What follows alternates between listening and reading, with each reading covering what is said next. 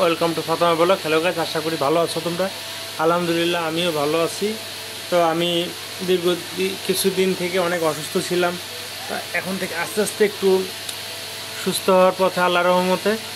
আমার বাচ্চাটার অনেক কষ্ট, তাহিরকে কেউ কোলে নেওয়ার লোক নাই। ওর মা যখন একটু সুযোগ পায় বাচ্চাকে নেয়, তাছাড়া তো আমিও নিতে পারি না। বাচ্চা এভাবে জানলার পাশে দাঁড়ায় থাকে, জানলার পাশে দাঁড়ায় থেকে দেখে, অনেক কষ্ট করে।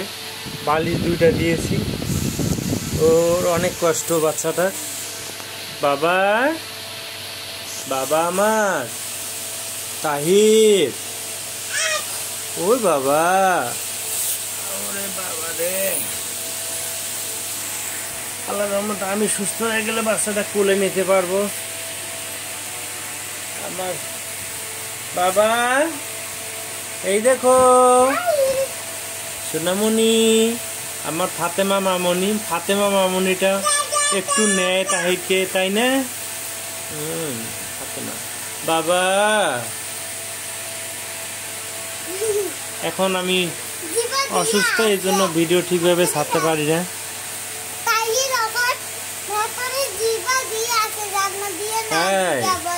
বাবা বাবা তাহির,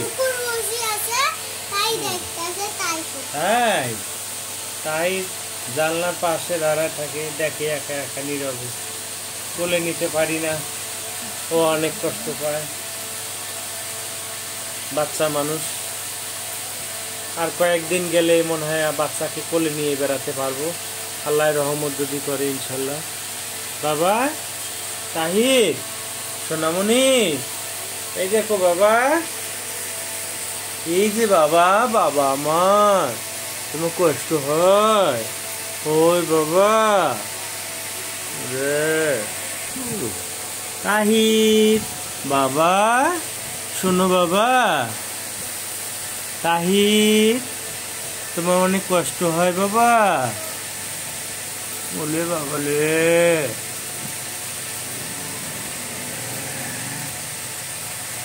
বাবা, বাবা মা, বাবা বাবা বাবা, আচ্ছা দিব বাবা, উলি বাবলে। তাহির বসি পড়লো, হয় বাবা, বাবা বাবা পুরি গেল নাকি আমার কুলিজের টুকরে, বাবা বাবা বাবা বাবা। তা আপনারা সবাই আমার বাচ্চার জন্য দোয়া করবেন, আমাদের জন্য দোয়া করবেন, আপনাদের জন্য দোয়া রইল। সবাই ভালো থাকবেন, সুস্থ থাকবেন, সুন্দর থাকবেন। আল্লাহ হাফেজ।